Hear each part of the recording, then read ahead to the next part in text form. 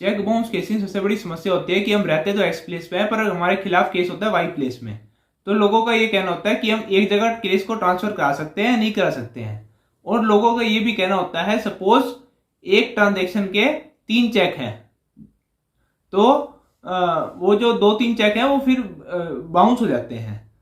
और for example वो जो अगली पार्टी है वो अलग अलग जगह केस को फाइल कर देती है। तो लोगों का ये कहना होता है कि हम अलग अलग जगह जाके केस कैसे लड़ सकते हैं। क्या ये पॉसिबल है कि हम हाई कोर्ट या सुप्रीम कोर्ट जाकर केस को एक जगह ट्रांसफर करा सकते हैं? इस पे लॉ अभी तक क्लियर नहीं था। हाल ही में 2023 में सुप्रीम कोर्ट ने अपने एक लैंडमार्क जजमेंट में ये डिस्कस किया है कि केस को एक जगह ट्रांसफर कर सकते हैं हम या नहीं कर सकते हैं। एक राज्य से दूसरे राज्य में हम केस को ट्रांसफर कर सकते हैं, नहीं कर सकते हैं, या एक स्टेट से दूसरे स्टेट में हम केस को ट्रांसफर कर सकते हैं, नहीं कर सकते हैं। वो जानने के लिए आपको ये वीडियो देखना पड़ेगा अंत तक। मैं आपका लीगल दोस्त advocate Satyam Kharwanda from legal blogs. Channel को सब्सक्राइब कीजिए और बेल आइकन में क्लिक कीजिए ताकि आपको इस तरह के इंफॉर्मेटिव वीडियो मिलते रहें। आपको कोई भी कानूनी समस्याएं हैं तो लिंक पे क्लिक कीजिए, फॉर्म को फिल कीजिए और अपना अपॉइंटमेंट बुक कीजिए। चलो शुरू करते हैं ये चेक बाउंस के केसेस के ट्रांसफर के ऊपर वीडियो। इस केस के कानून को जानने से पहले इस केस के नाम को हम जान लेते हैं। Yogesh Upadhyay versus Atlanta limited 2023 supreme court. इस केस में योगेश उपाध्याय की प्रोप्राइटरी फर्म थी। उसने कोई ऑर्डर प्लेस किया अटलांटा लिमिटेड को कि मेरे को कर्सर प्लांट की जरूरत है। और जैसे ही उसने वो ऑर्डर प्लेस किया दोनों के बीच में एग्रीमेंट हुआ कि आपको 7 चेक में पेमेंट करनी है। जैसे ही उसने वो 7 चेक उस अटलांटा लिमिटेड को दिए उसने वो बैंक में प्रेजेंट किए। उसमें से एक चेक तो पास हो गया और बाकी जो है चेक बाउंस हो गए। जैसे ही वो चेक बाउंस हुए 4 चेक के जो केस किए वो तो किए द्वारका दिल्ली में, और जो 2 चेक के जो केस है वो किए उसने नागपुर में। मुद्दा ये उठा योगेश उपाध्याय के पास कि मैं नागपुर में केस लड़ूं या द्वारका में केस लड़ूं। तो इसलिए वो पहुंचता है सुप्रीम कोर्ट में, और सुप्रीम कोर्ट में वो कहता है कि मेरे को जो केस है वो द्वारका में ट्रांसफर कराना है।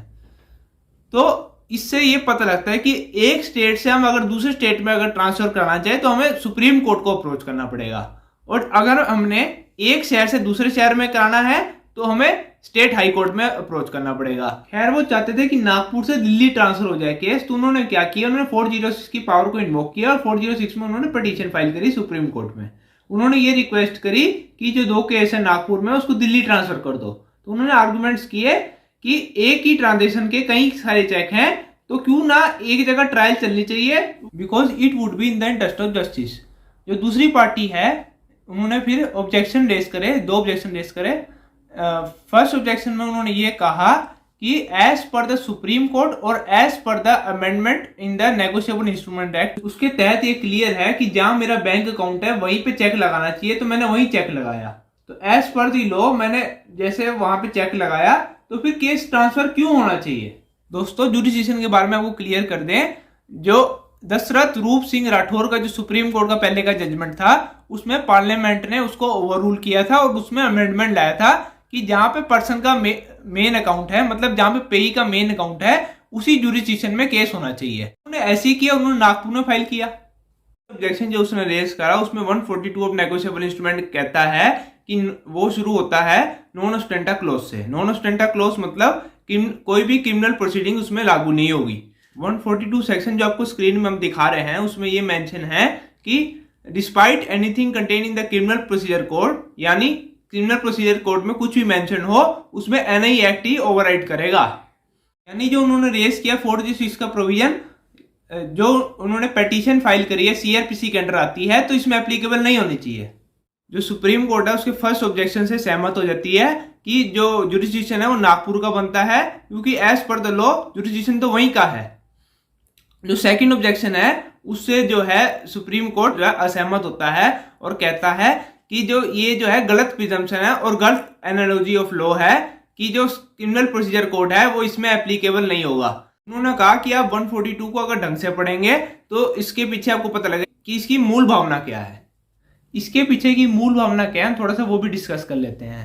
जो चेक बाउंस के केसेस हैं वो क्रिमिनल लॉ से अलग होते हैं। क्रिमिनल लॉ के केसेस में बर्डन ऑफ प्रूफ रहता है प्रोसिक्यूशन पे कि उसको प्रूफ करना पड़ता है कि अगले बंदे ने ऑफेंस किया है। जैसे कि मैंने कोई ऑफेंस किया हो तो मेरे खिलाफ एफआईआर दर्ज हो सकती है और कंप्लेंट भी दर्ज हो सकती है। लेकिन चेक बाउंस के केसेस में ऐसा नहीं है। जो चेक बाउंस के केसेस होते हैं उसमें सीधा जैसे चेक बाउंस हो गया तो आप कंप्लेंट नहीं करा सकते। आपको पहले उसको लीगल नोटिस भेजना पड़ेगा जो मैंडेटरी है। उसके बाद 15 दिन का वेट करना पड़ेगा, फिर आप उसके खिलाफ क्रिमिनल कंप्लेंट करा सकते हैं।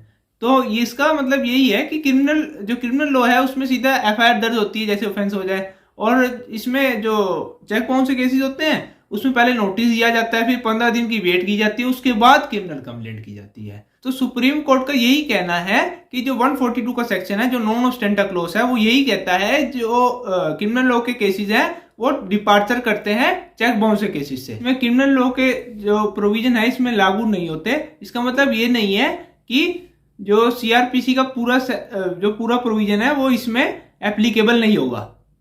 तब उन्होंने बोला कि 406 सीआरपीसी इज एप्लीकेबल। उन्होंने कहा कि केस के मुद्दे की बात करते हैं। सुप्रीम कोर्ट ने ये कहा कि जो एक ही ट्रांजैक्शन के कई सारे केसेस हैं तो एक ट्रांजैक्शन में आपने 4 तो अपने द्वारका डिस्ट्रिक्ट कोर्ट में फाइल करे हैं और 2 अपने नागपुर में फाइल करे हैं, तो इससे आपको क्या पर्पस सोल्व होएगा। नो डाउट कि आपका जो केसेस हैं वो जुरिडिक्शन के अंडर आते हैं, पर हम जो है 406 को इन्वोक करते हुए उसको द्वारका में सारे केसेस को ट्रांसफर कर देते हैं जो नागपुर में है। इससे ये क्लियर होता है कि सीआरपीसी के प्रोविजन एप्लीकेबल होते हैं चेक बाउंस के केसेस में। तो आप अगर एक स्टेट से दूसरे स्टेट में ट्रांसफर कराना चाहते हैं तो आप सेक्शन 406 को इन्वोक कर सकते हैं, और अगर आपको स्टेट हाई कोर्ट में कराना है तो एक शहर से दूसरे शहर पे ट्रांसफर कराने के लिए आपको 407 के प्रोविजन को इन्वोक करना पड़ेगा सीआरपीसी के। एक चीज कर सकते हैं, इस चैनल को सब्सक्राइब कीजिए और बेल आइकन पर क्लिक कीजिए ताकि आपको इस तरह के इंफॉर्मेशन वाली वीडियो आगे भी मिलती रहे। मिलेंगे अगली बार इसी तरह के इंफॉर्मेटिव वीडियोस के साथ।